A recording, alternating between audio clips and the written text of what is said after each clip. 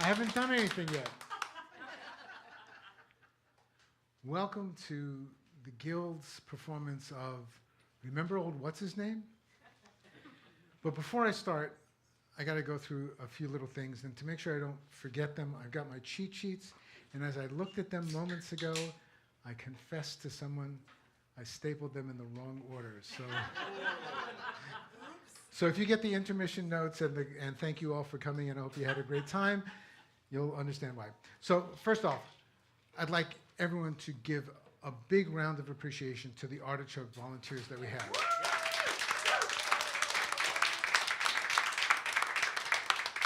That was Steve at the door, Chris at the bar, and Gary, who's doing lights and sound. And they're here every time, and we are so appreciative for the space and for the work that they do. So thank you very much. You know the routine, cell phones off. Everybody is bending down, getting that taken care of. I'm even going to do it. That was my note to myself. There are 3 restrooms in the building, if you haven't been here before. One of them is right here. We recommend that you do not use it during the performance because we will stop whatever we're doing. We will wait for you to come out, and everyone will be looking at you. You can use it during intermission. You can use it afterwards. The other 2 out through the curtain, make a left, then make another left. One is at the top of the stairs, and one is sort of just off to the side past the stairs. We want to share with you tonight that very, very familiar Brothers Grimm story that everybody knows, Rumpelstiltskin. But we also want to share with you what might be to you somewhat less familiar versions of the story. And we have discovered that those different versions have been collected in lots of places. And I need to look at my cheat sheet to make sure that I don't miss any of them. Germany, Hungary, Norway, Austria, France, Italy, that's where they've been collected. And it's possible that there are other variations that were in other countries that we just don't know about. But tonight, we are going to tell you stories that come from the British Isles and one of England's former colonies. These variants, they all have something or things in common. And you will recognize the most common part of what's in all of them. But as you hear them, you will hear other things say, oh, that was in that other story. That's different than the other story. And in a way, it's like these differences make these stories as unique as the soil out of which they came. And we are blessed that there's such a richness of diversity with them. And this tale has also been an inspiration for all kinds of other sorts of art forms. A medieval pageant play, an operetta libretto, poetry, even, interestingly, entwined in actual historical events. And as I was looking around, I came across a contemporary writer who uses the basic idea of this particular story to create a very special kind of poem. It's called a reverso. I didn't learn about reversos when I was in high school, so it was brand new to me. And I looked up the definition. Everybody paying attention? There's going to be a quiz afterwards. A reverso is a poem with 2 halves. In a reverso, the second half reverses the lines of the first half with changes only in punctuation and capitalization. And the second half conveys something different than the first half.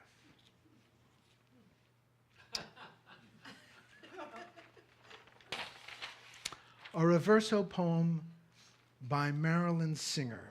She's crafted a whole lot of reversos. She's got 2 books of children's poetry, all based upon very well-known fairy tales. And luckily for us, one of those stories is called Do you know my name? Now, normally, we don't read our stories in the Guild. We're storytellers. We're not story readers. But I'm going to beg of you permission tonight for an exception.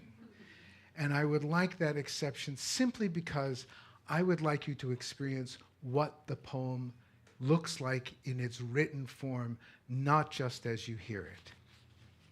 So, do you know my name?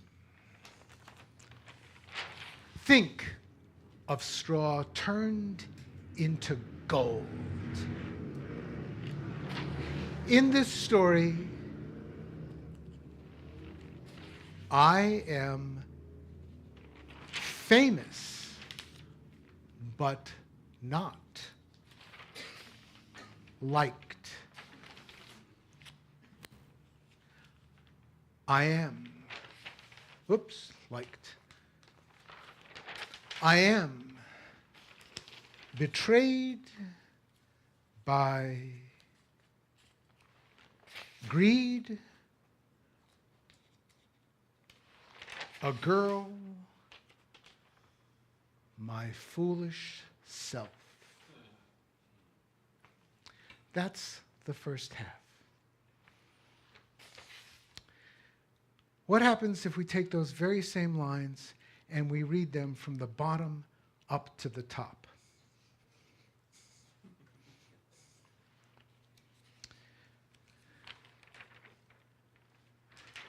My foolish self, a girl by greed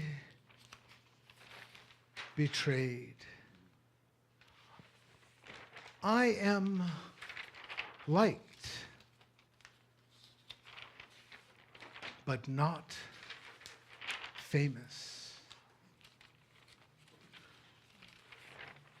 I am in this story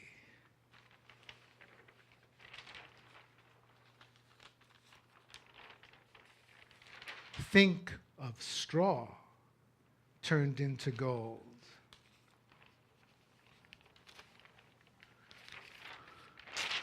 Do you know my name? They're amazing little pieces, and you can get them from any bookstore, Marilyn Singer, Reversos, and I'll put in a little plug because my wife works for a library, and I know there's a couple of people here who know that she works in the library. You can get them also from the library. Marilyn Singer.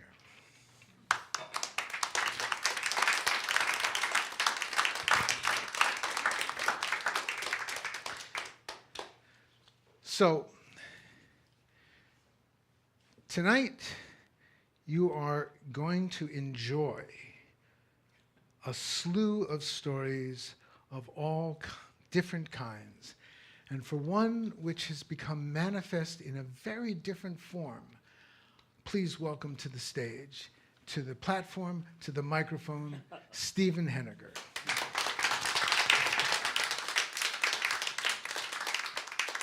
Well, good evening, everyone. Now, in the early 1970s, one of my favorite poets, Anne Sexton, published a new collection of poems called Transformations, wherein she retold and transformed a number of very familiar fairy tales, ones that we've become, as Eric was saying, familiar with through the Brothers Grimm. Hansel and Gretel, Rapunzel, Godfather Death, Iron Hans, and of course, our subject this evening. But retold and transformed in that very personal and confessional style that she had become known for in her poetry. And I get to tell you that this evening with the kind permission of the estate of Anne Sexton, providing I tell it verbatim, which I'd planned to anyway, because frankly, this Rumpelstiltskin has been haunting me for years. Inside many of us is a small old man who wants to get out. No bigger than a 2-year-old whom you'd call lamb chops. Yet this one is old and malformed. His head is okay, but the rest of him wasn't Sanforized. He is a monster of despair. He is all decay. He speaks up tiny as an earphone in Truman's asexual voice. I am your dwarf. I am the enemy within. I am the boss of your dreams. No, I am not the law in your mind, the grandfather of watchfulness. I am the law of your members, the kindred of blackness and impulse. See your handshakes. It is not palsy or booze. It is your doppelganger trying to get out. Beware. Beware. There once was a miller with a daughter lovely as a grape. He told the king that she could spin gold out of common straw. And the king summoned the girl and placed her in a room full of straw and told her to spin it into gold, or she would die like a criminal. Poor grape, with no one to pick, luscious and round and sleek, poor thing to die and never see Brooklyn. Now, she wept, of course, huge aquamarine tears. The door opened, and in popped a dwarf. He was as ugly as a wart. "What are you, little thing?" she cried, and in his tiny no-sex voice, he replied, "I am a dwarf.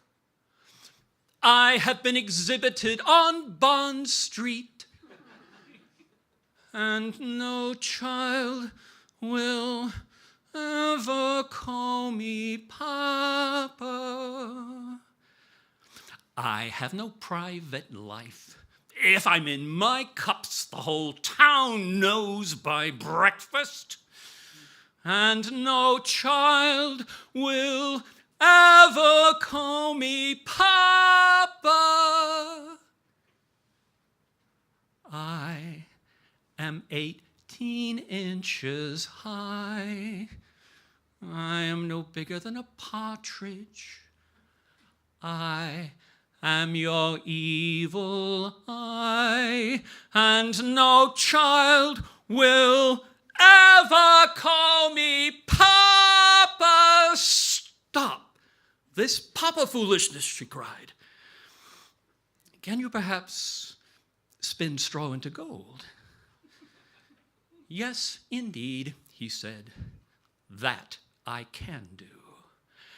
And so he spun the straw into gold, and she gave him her necklace as a small reward. When the king saw what she had done, he locked her in a bigger room of straw and threatened death once more. Again she cried. Again the dwarf came. Again he spun the straw into gold, and she gave him her ring as a small reward. The king locked her in an even bigger room of straw, but this time he promised to marry her if she succeeded. Again she cried, again the dwarf came, but she had nothing to give him. And without a prize, the dwarf would not spin. He was on the scent of something bigger. He was a regular bird dog. He said, "Give me your firstborn, and I will spin." She thought, pitiful, he is a silly little man. And so she agreed. And so he did the trick, gold good as Fort Knox. And the king married her. And within a year, a son was born. He was like most new babies, as ugly as an artichoke. Oh, but the queen thought him a pearl, and she gave him her dumb lactation, delicate, hidden, trembling, warm, etc. The dwarf returned to claim his pride. "Indeed, I have become a papa," cried the little man. But she offered him all her kingdom, but he wanted only this, a living thing to call his own.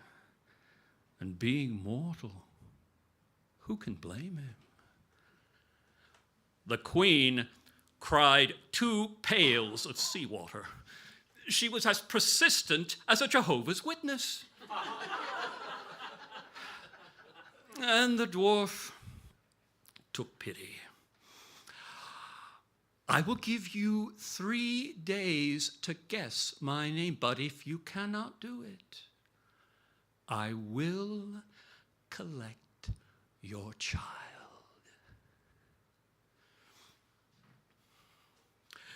The queen sent messengers throughout the land to find names of the most unusual sort. The next day, when the dwarf returned, she asked, "Melchior? Balthazar?" But the dwarf replied, "No, that's not my name." The next day, she asked, "Spindleshanks? Spider legs?" But still it was no. The third day, the messenger returned with a strange story. "As I came around the corner of the woods where the fox says goodnight to the hare, I saw a little house with a fire burning in front of it. Now, around the fire, a ridiculous little man was leaping on one leg and singing, 'Today I bake, tomorrow I brew my beer, the next day the queen's only child will be mine. Not even the census taker knows that Rumpelstiltskin is my name.'" The queen was delighted. She had the name. Her breath blew bubbles. When the dwarf returned, she asked, "Is your name, by any chance, Rumpelstiltskin?" "The devil told you that," he cried, and he stamped his right foot into the ground and sank in up to his waist. And then he tore himself in 2, somewhat like a split broiler. And he lay his two sides down on the floor, one part soft as a woman, one part a barbed hook, one part Papa, one part doppelganger.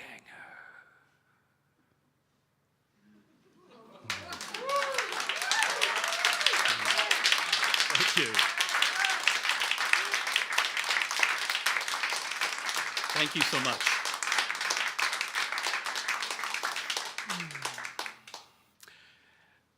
I'm going to move this, or do you want to move this?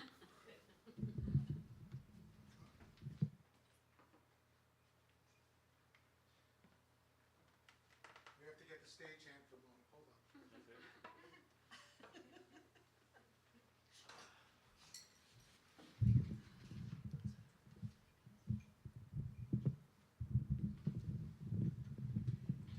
Different spike marks for this one.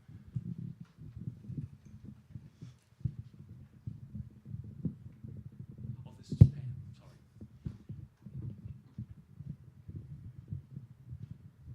The assistant stage manager will be quiet.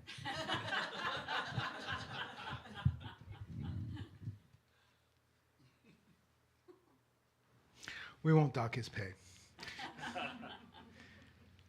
I'll get the height for you when you sit down. So we are now going to go to the northeast coast of Scotland,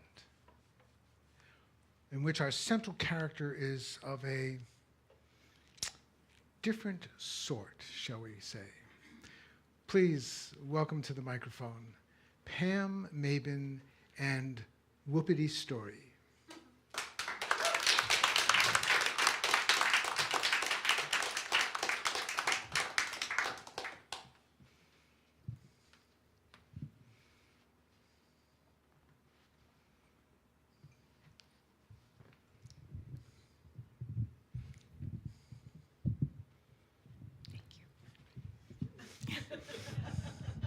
We won't dock my pay either. Thanks.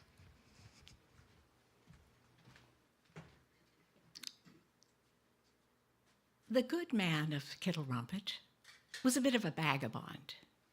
He went to the fair one day and was never seen again. Without her good man, his good wife had little to live on. Few possessions had she and a wee small son. Everyone felt sorry for her, but no one helped her.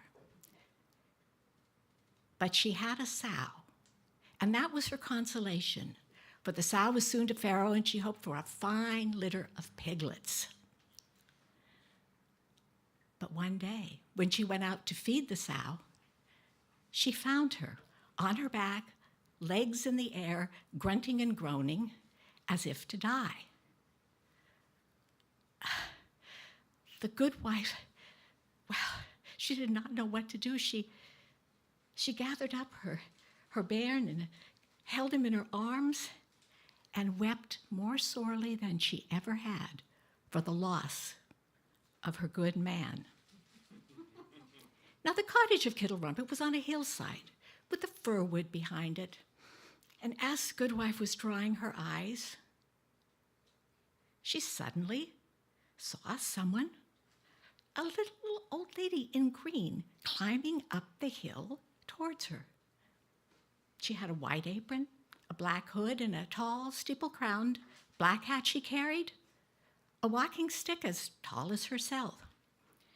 And as she approached, the good wife got to her feet and made a curtsy and said, "Madam, I am the most unfortunate woman alive. I haven't come for fiddler songs and other tales. I know that your good man has left you and that your sow is sick. What will you give me if I can cure your sow?" "Why, anything you ask," said the good wife, who did not know who she was dealing with. Well, the woman went up, went to the sty. Oh, but first she said, let's wet thumbs on this bargain. So thumbs were wet, and then she went into the sty. She frowned at the sow, said a few words that the good wife could not quite understand. They sort of sounded like bitter, patter, holy water. And then she reached into her pocket and she took out a small bottle of some kind of oil, and she rubbed a little bit behind the sow's snout and then under her ears and all along her tail. And then she said, get up, beast. And the sow grunted and rose to her feet and went into her trough and ate her dinner. Well, this pleased the good wife very much. Now that I've cured your sow, said the green lady, let us complete our bargain. You won't find me unreasonable. I would like to do a small deed for a reward. All I ask, and all I will have, is that wee small son in your arms. With that, the good wife let out a shriek, for in that moment she realized that the green lady was actually a fairy. She cried and she wept and she begged, stop your sniveling, said the green lady. I cannot, by the laws we all live by, take your child until 3 days have passed, and then not if you can tell me my name. And with that, she turned, walked down the hill, and disappeared. That night, the good wife could hardly sleep for weeping, and she clutched her wee bairn so tightly she almost squeezed the life right out of him. But in the morning, she decided, well, she would take a walk in that wood behind her house. And so she picked up her bairn and set off. She had walked for some time when she came upon an old abandoned quarry that was overgrown with grass, had a bonny spring in the center of it. And as she approached the spring, she could hear a little bit away a sound that was, well, it was like a spinning wheel and someone singing. And so she crept closer, hiding behind the bushes, and peeked through, and what should she see but the fairy sitting there spinning away merrily and singing a little song. Little kens the good wife at home, that whuppity story is my name. Ah, thought the good wife, whuppity story. Now I have the name. And she returned home with a much lighter heart than she had set out with. Well, the good wife decided to have a bit of sport with the fairy, and so at the agreed on time, she took her wee bairn and she put him behind a large flat stone to protect him, and then she sat on the stone. She pulled her bonnet down over her left eye and she twisted up her mouth as though she were weeping. She looked the very picture of misery. And she hadn't long to wait. Soon she saw the fairy climbing up the hill and calling out, "Good wife of Kittlerumpet, you know why I've come." And as she grew closer, the good wife fell on her knees, begging and pleading and saying, "Please, please spare my bairn and take my sow. I haven't come here for swine's flesh." She continued to cry and to weep and to beg. "Well, perhaps you would leave my bairn and take me?" "You must be daft, woman. Who with half an eye in their head would pay any attention to the likes of you?" Well, this made the good wife bristle. She got up, she dusted off herself, she made a curtsy to the ground, and she said, "Who would have thought that I would be fit to tie the shoes of the fairy whuppity story?"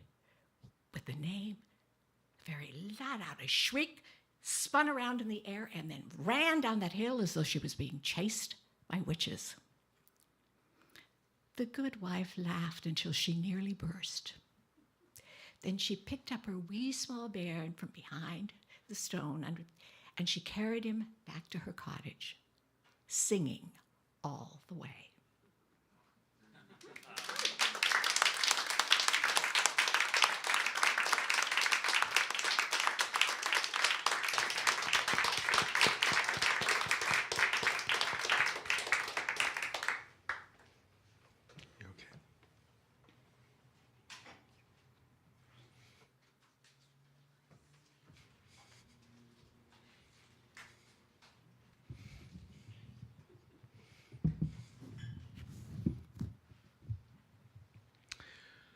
So we're going to travel from the very northern tip of Scotland all the way down to the southwestern tip of Cornwall, England. And there, at one point, Anne Penfound experienced a medieval pageant play that has been performed year after year after year for centuries. And she's now going to share with us the story that inspired that particular medieval pageant play. Please welcome Anne Penfound and Duffy and the Devil.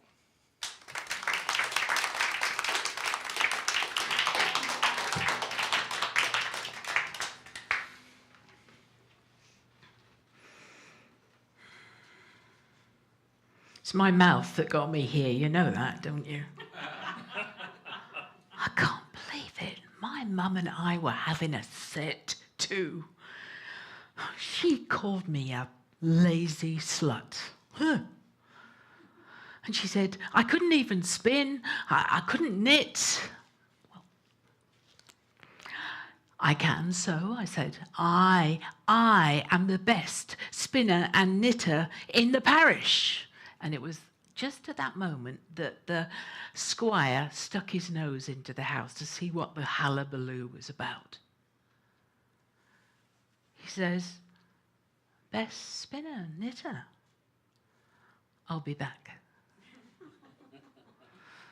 He went off to do his business, and by the time he got back, Mum and I'd sorted ourselves out. Yes. So much so that she wanted to get rid of me, I think, because she says, my daughter, my lord, she's the best spinner and knitter in the parish. So the squire hired me on, and that's why I'm in this room. Floor-to-ceiling fleeces and a spinning wheel. I can't spin to save my life. And I hate knitting. Hate it. And I thought, oh, what am I going to do? Oh, the devil, he may spin and he may knit for the squire for all I care. Well, that was something. I mean, he just appeared. And he goes, Duffy dear, Duffy dear, I'll do the spinning and the knitting for the squire for you. Duffy dear, you will be a lady. I thought I was a lady already. But, how come there's always a but? But, Duffy dear, if you don't find out my name by the time 3 years are up, you must come with me. There. 3 years was a hell of a long time, don't you think? I mean, surely I could find his name out in 3 years. Sounded like a really good bargain to me. So I shook his hand, and the bargain was sealed. And before he disappeared, he says to me, Duffy, all you have to do is wish for what the squire wished for, knitting-wise or spinning-wise, and you'll find it by the door underneath that black fleece. So I thought, well, I better try it out straight away. So I wished for yarn. Looked underneath the fleece, there it was. But of course, I couldn't let on it was instant. I mean, I'd been very busy with the spinning wheel, hadn't I?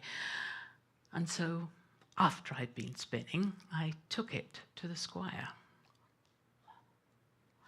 He said, and he had his housekeeper with him, "That is the best yarn I've seen in a long time. So soft. Can you knit it into stockings?" So I wished for stockings.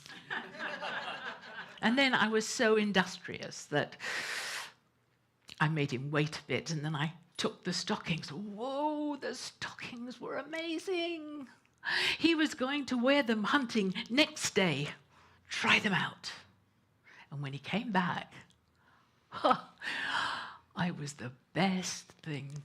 I was the best thing. Those stockings, he'd worn them. He'd been through mud and water, and his legs were dry. He'd been through brambles, and there were no scratches on his legs. No other stocking would ever do but Duffy's stockings. And so the scene was set. I mean, I wished for what the squire wished for. The devil made them. They were under the fleece, and I had a ball. Literally. I mean, the best place to go of an afternoon was down to the mill. There was always music, either the tambourine or the fiddle, and there was dancing and storytelling and a lot of gossip and lots of flirting. And I produced whatever was needed. And I don't know, time seemed to fly by. 2 years, 2.5, 2 3/4. And I hadn't found his name, and I began to get a bit depressed. So I went to see Bet. I mean, she was my best friend. She was the miller's wife, and she was a witch. She could do magic. She was also a crone, a little bit older than me, and, well, quite a bit older than me, actually. And a wise woman.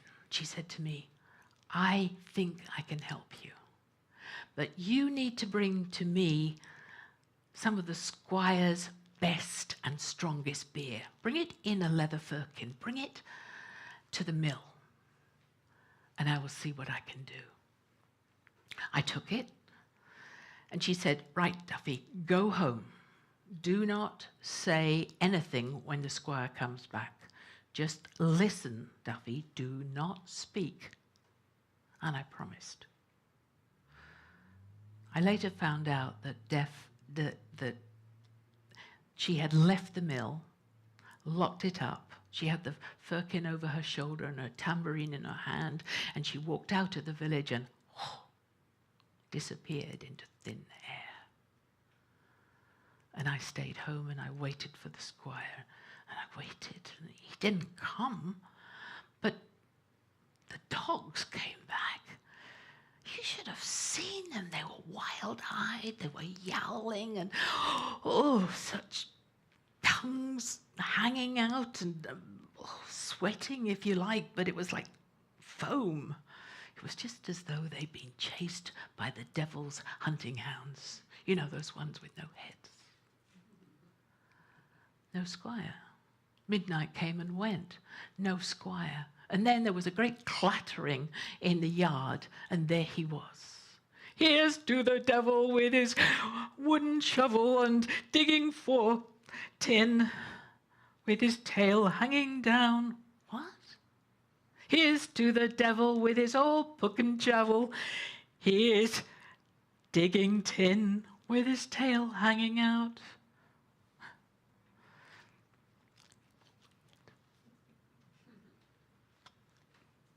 Eventually, my husband, who was looking like a crazy person himself and like he was in his cups, calmed down. A few jokes which I just ignored. And then he said, Duffy, you know what happened to me today? You know I went out hunting. Well, I didn't get anything. And I was determined to bring you home a hare, whatever may. So I was going to stay out all night if needs be. And the dogs and I, we went up on Menzies Moor. And there was the hare. Whoo! And it was a fine creature. And I thought, yes, for the pot. So we gave chase. But no matter how close we got, I mean, sometimes she was almost in the dogs' mouths. She managed to give us the slip. And eventually, she bolted into Foucault's hole. You know that sort of cavern that leads down to the sea? In she went. In we went. And there were bats and owls flying around my head through mud and gorse and all sorts of things until she just vanished. The dogs lost her scent. Oh, we couldn't find her. And then the dogs picked up a scent and went, ah! It was just, I mean, you could almost hear them crying. They just yowled and turned and ran as though the devil himself was after them. And that's when I saw the witches of Leven flying about on their broomsticks and ragwort and those silly little stools that they wear when they do the milking. They sit on when they do the milking. They gathered round and blew up a fire, right the way to the top of the gorge blue flame, and then right in the middle of that flame was a little man who could only be the devil.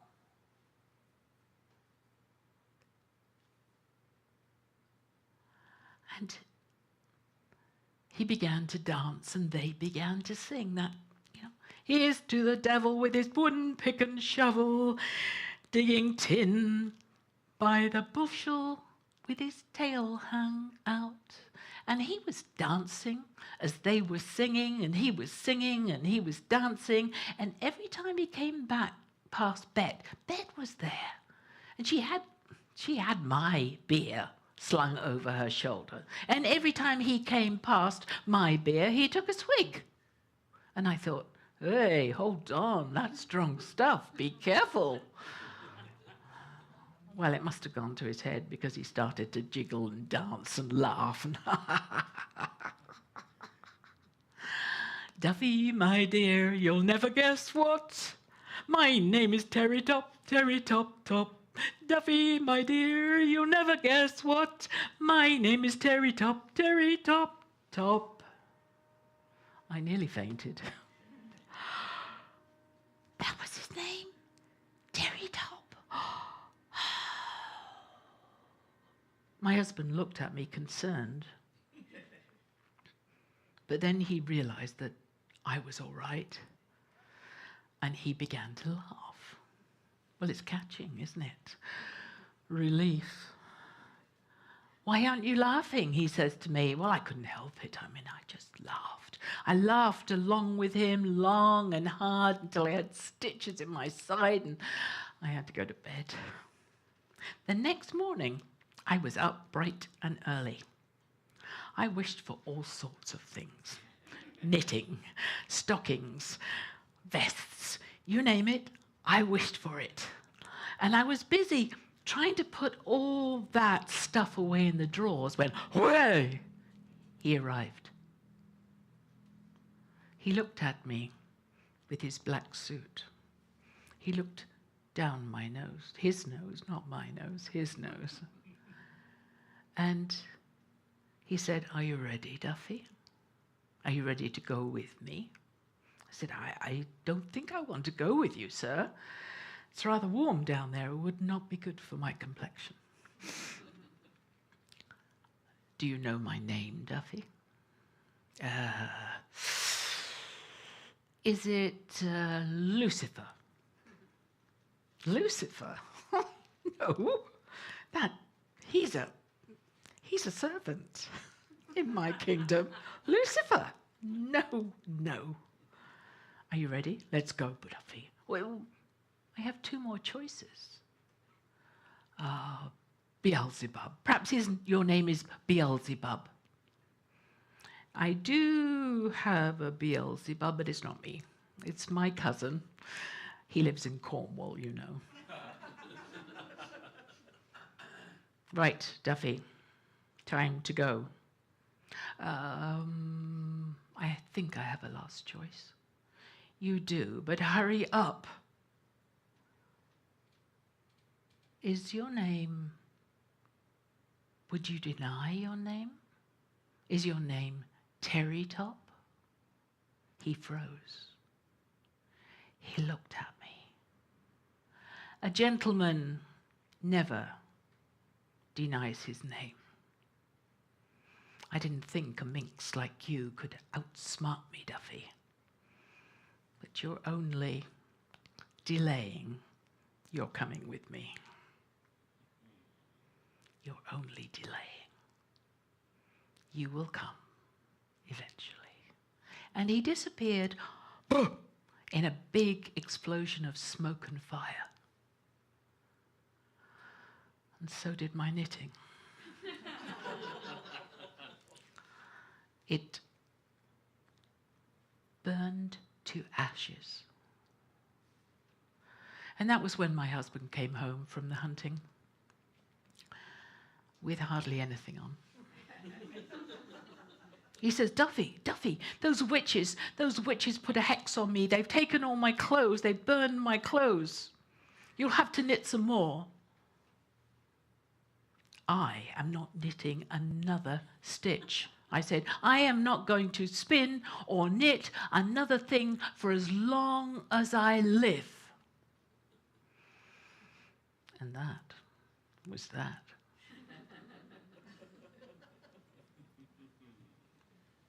Thank you.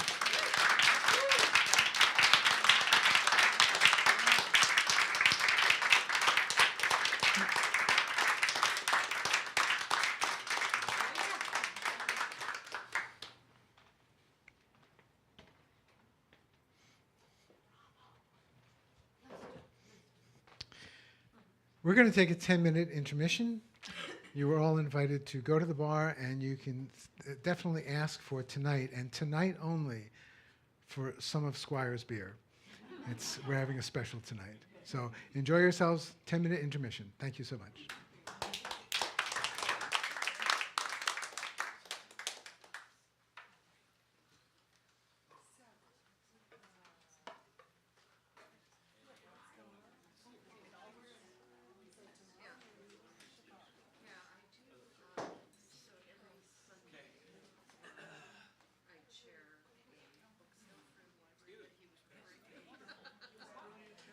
So I run Sunday sales, and it runs from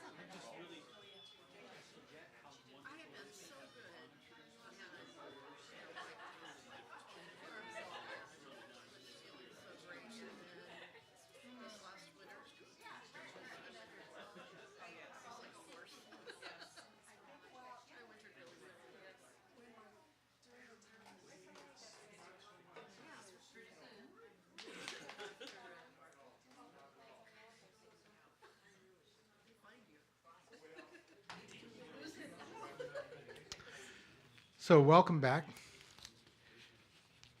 There's not a lot for me to announce about the rest of our season, since this is the last performance of our season. However, we do have swaps, and the swaps are open to tellers and non-tellers. You can come and listen, you can come and tell, you can come and try for the first time, you can work on a story if you want. We just ask that people sort of limit themselves to 7-8 minutes, and all the feedback is really positive. We do that on the second Friday of each month. This month, in June, it will still be live over at St. Philip Neary's, which is on Division and 18th. Southeast 18th. And in July and August, we will be doing it online, virtual swaps. And if you just check our newsletter, not the Artichoke newsletter, but our newsletter. So for those of you who are not signed up, you need to sign up for our newsletter to get that information. Everyone is welcome. They're really a wonderful atmosphere. It's really a great place to be. And whether it's virtual or in person, it's wonderful. We will be back live again here at Artichoke starting in September. And we will run September through June next season. So we are going to leave the British Isles at this point, and Barb is going to bring us across the ocean for an American variation of actually what is an English classic story. And I want you to listen carefully as Barb is telling it, because she tells it in a way that I know I would never be able to master. Please welcome onto the stage, and with her own microphone, not this one, with Barb Fankhauser and Tom Tit-Tot.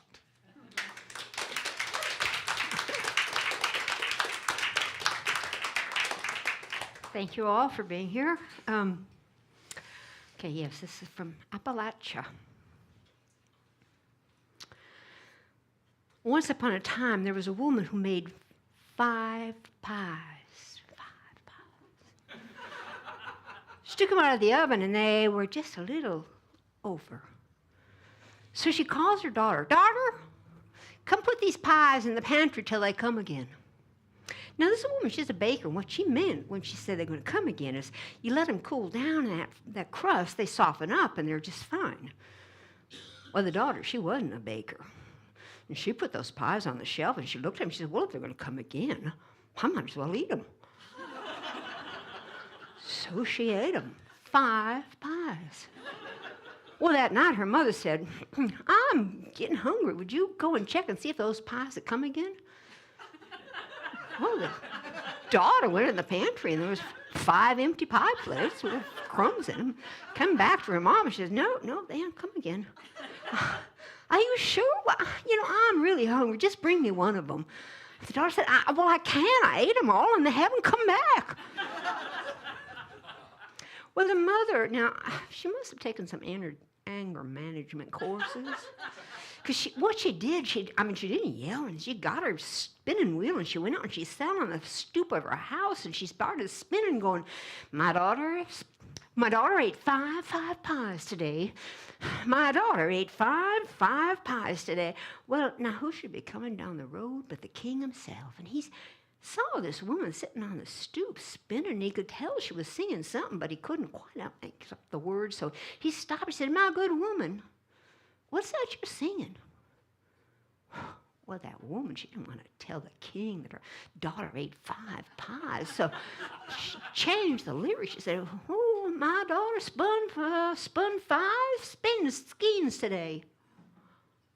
Well, the king got off his horse and said, Land of Goshen, she spun 5 skeins. I never heard of anybody spinning 5 skeins in one day. Well, now see here, woman, I'm looking for a wife, and I'm gonna marry your daughter, and here's how it'll be. 11 months of the year, your daughter will have all the victuals she wants to eat, all the gowns she wants to wear, all the company she likes to keep. In the 12th month, she'll spend 5 skeins a day for me, or I'll have to kill her. Well, the mother thought about those 11 months and thought they sounded pretty fine. And that 12th month, well, that was a ways off, and, well, anything could happen in the meantime, and she might even have forgot about it by then. So she agreed. The king and the daughter, they were married. And the king was true to his word. 11 months, that girl, she had all the victuals she wanted to eat and all the gowns she wanted to get, kept all the company she liked to keep. But as that 12th month was approaching, she began to kind of worry about it. I mean, he hadn't said anything about it. Maybe he'd forgotten. Maybe she just wouldn't say anything and just pass on by. But, the last day of the 11th month, the king come.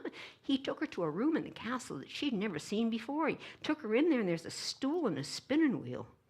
He says, now, tomorrow, you're going to come in here. It's going to be full of flax and enough victuals for the day. And you spin 5 skeins of flax for me, or I'm going to have to kill you.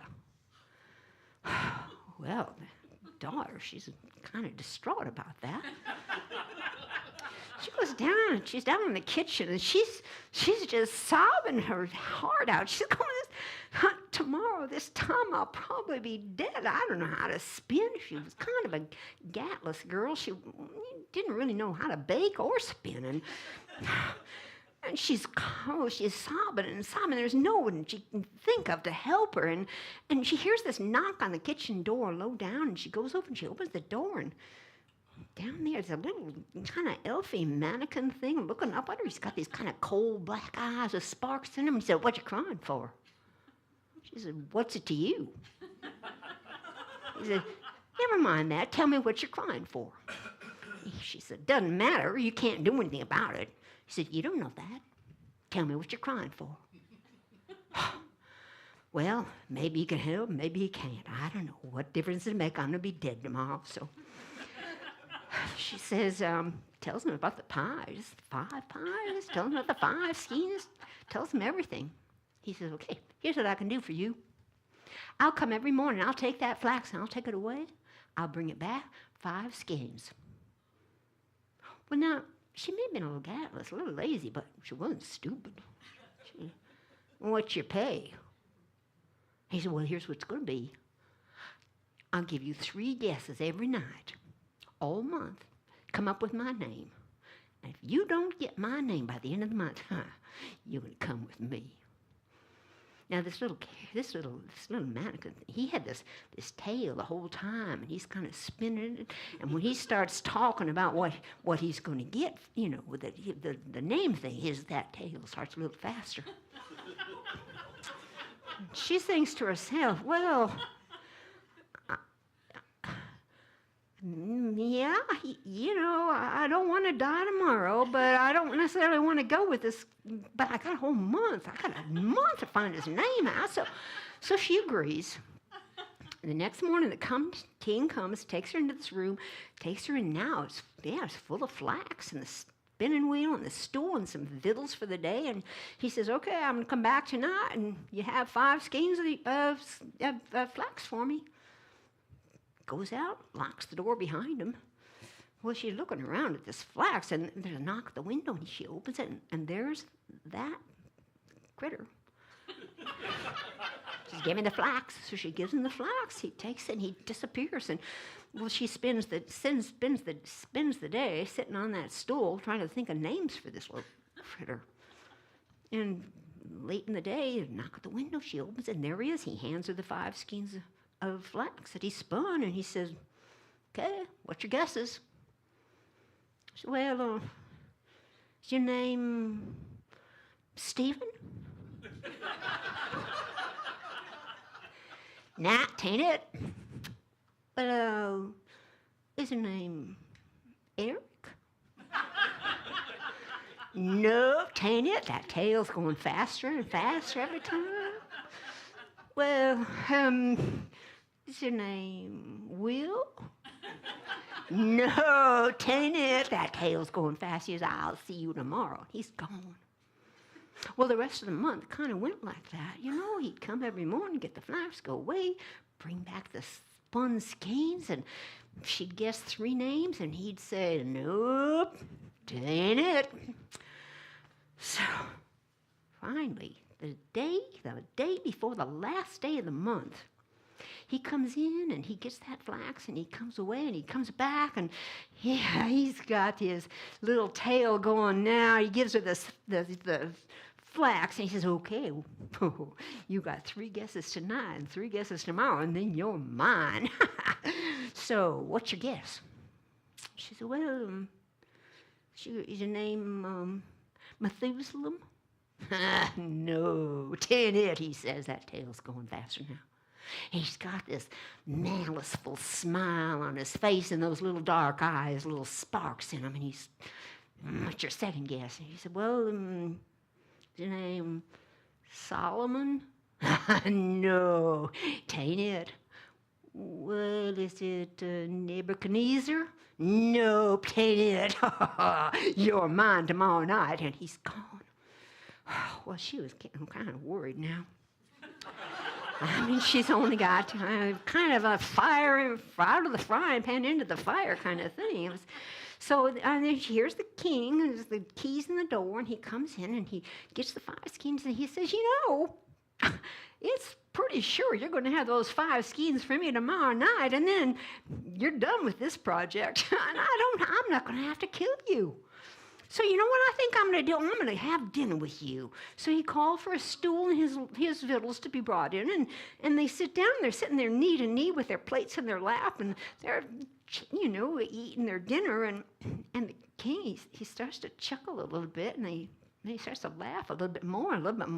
He's just laughing, and she's kind of looking at him and going, well, what's so funny? He says, oh, you know, I was out hunting today, and I was in a part of the woods I don't normally go to.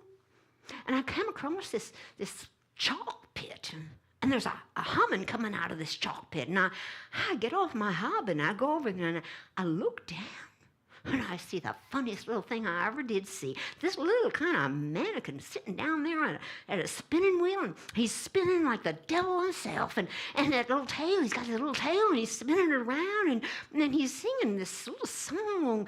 Nay, my name's Tom Tip-Top. Nay, my name's Tom Tip-Top. Well, that girl, she just about jumped out of her skin, but she didn't say a word. Well, she hid the name now. Oh, yeah. Well, next day, that little imp comes, gets the flax, goes away, comes back that night, and he is ready to take her with him. Well, got 3 guesses left. What's he going to be? Well, she thinks she's going to have a little fun with him, so she says, well, your name, Samuel? No, 10 it. And he's reaching out for her and coming and taking a step closer, and she's taking a step back. And he says, is your name Zebediah? Oh, he takes a step closer. There, 10 it. And she takes a step back, and she says, nay, your name's Tom Tip-Top. Oh! He let out a shriek of rage and disappointment, and he's gone. And you know, from that day on, with that girl, she had all the victuals she wanted to eat, all the gowns she wanted to get, and all the company she liked to keep. And if that ain't a happy ending, I don't know what is. Thank you.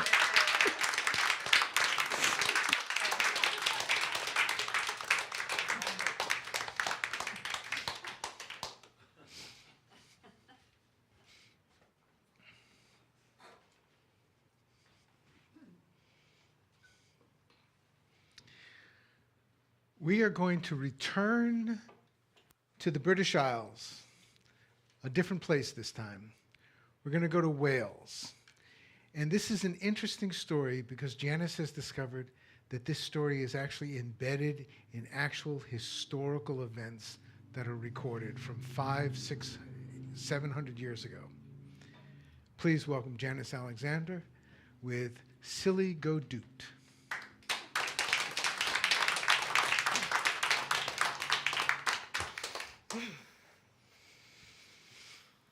Da kun khariani laureni berhan Turum de rorum de raddle-la. About 500 years ago in Montgomeryshire, at the Tamalong Valley at the Corvan stream, there lived a poor woman who found herself a widow with a little baby. Dakun Khariani Laurini Berhan, Turam de Roram de Rattle Ilau. She sang one of the old songs as she rocked the cradle by the fire. Turam de Roram de Rattle Ilau. Those were hard, hard times in North Wales. Following the English Civil War, they were being terrorized by a large, organized band of vicious outlaws. The Gwythian Cochon Maundri. Gwythian means red.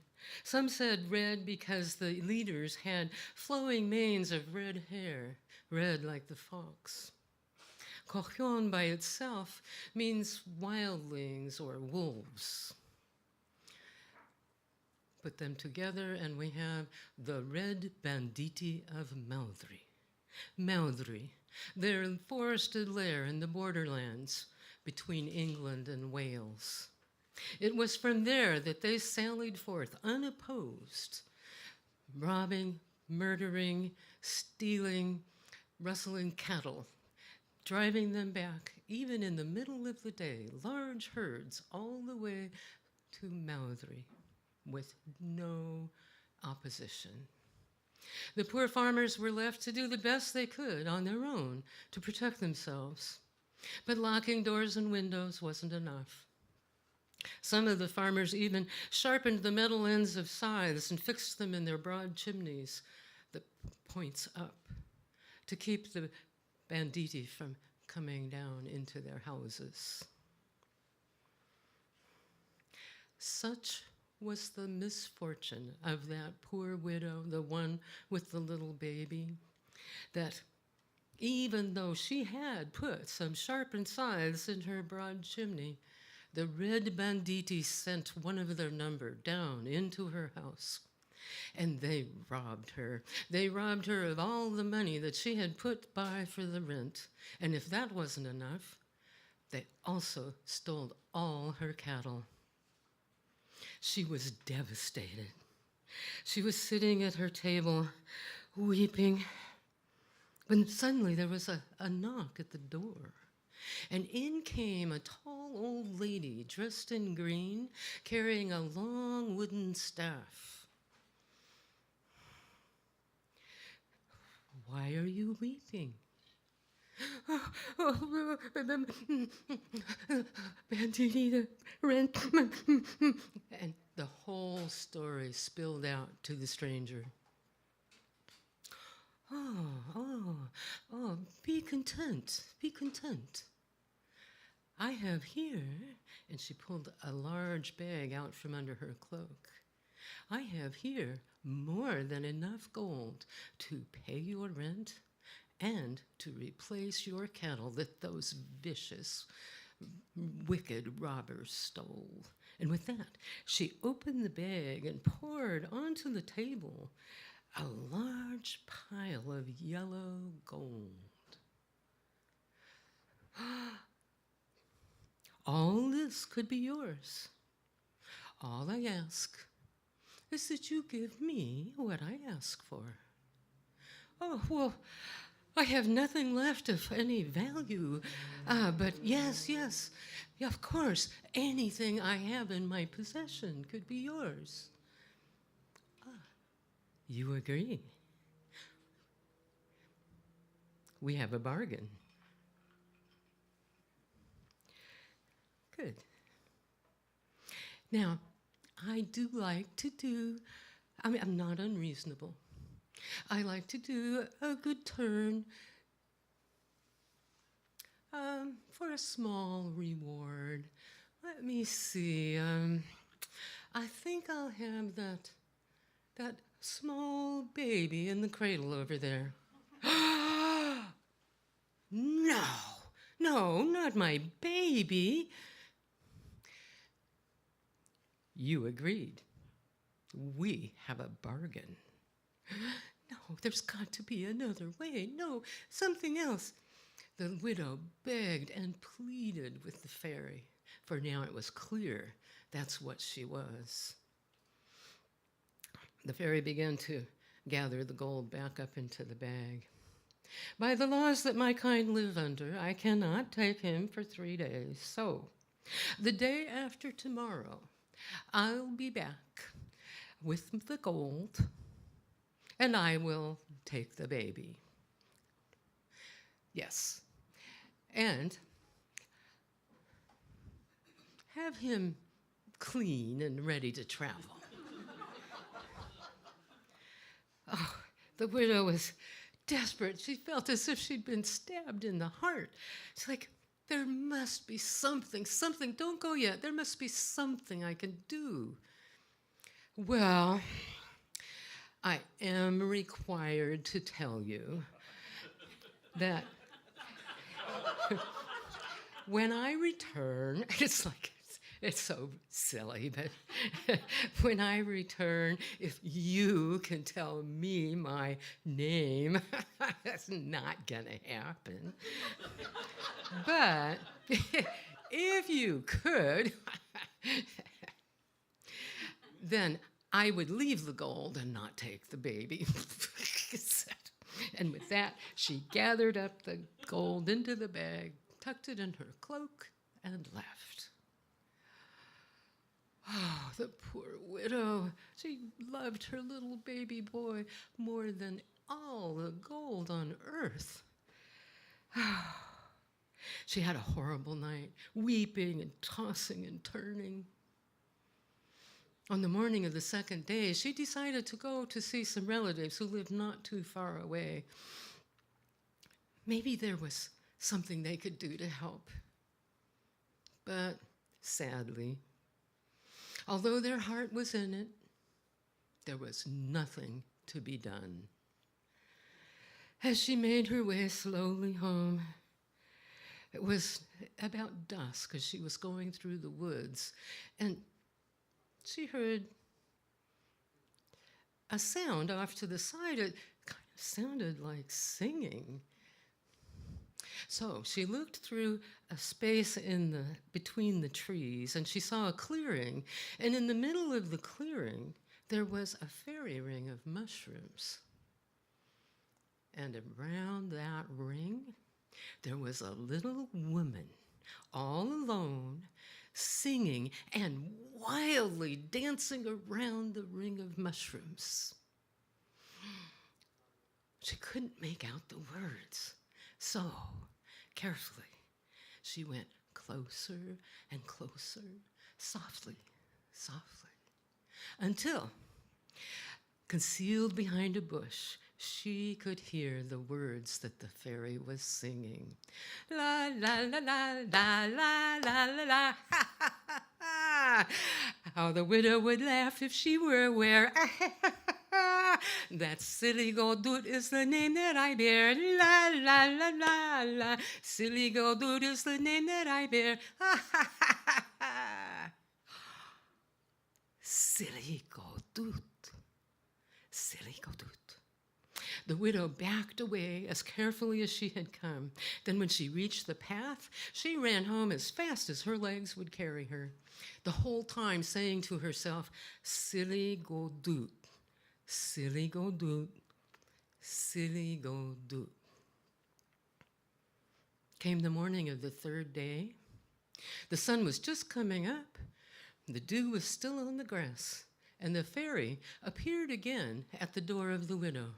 Again, she was in the shape of a tall old lady, dressed in green, carrying a long wooden staff. One knock, and in she went. She poured a pile of gold on the table. Here is your gold. I will take the baby now. Wait a minute. You said that I could guess your name. Oh, yes, if you must. Well, the widow had decided to make some sport with the fairy. How many guesses can I have? As many as you want, for all the good it'll do you.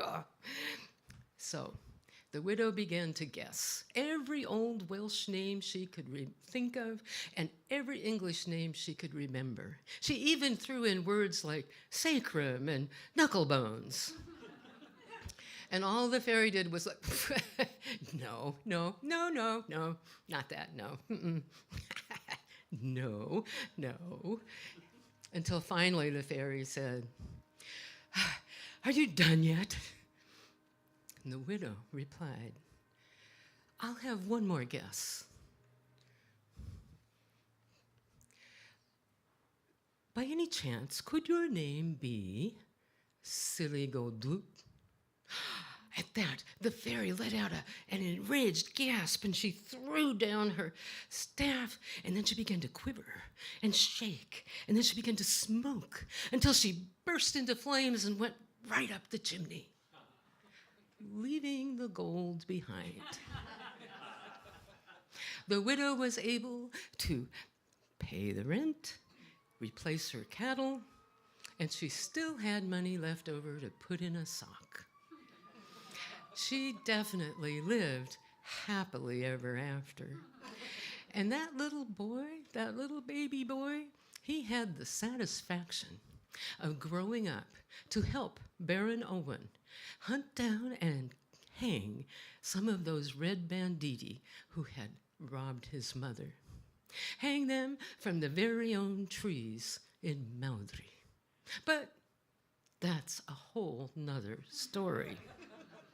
Tooram dee roram dee raddle-dee-low.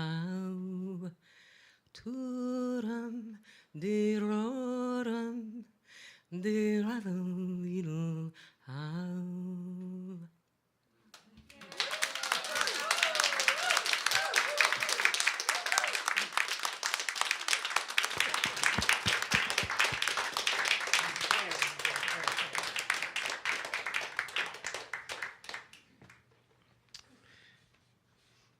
We only have one more thing to do. Invite our tellers onto the stage so you can thank them for a wonderful evening of tales.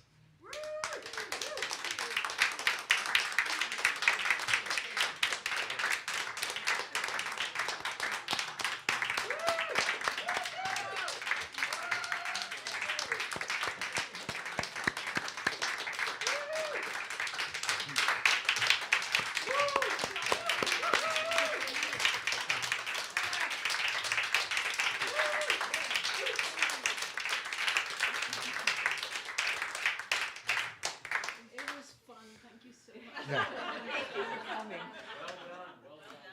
Thank you for coming, and we look forward to seeing you all again next year many, many times. Thanks so much.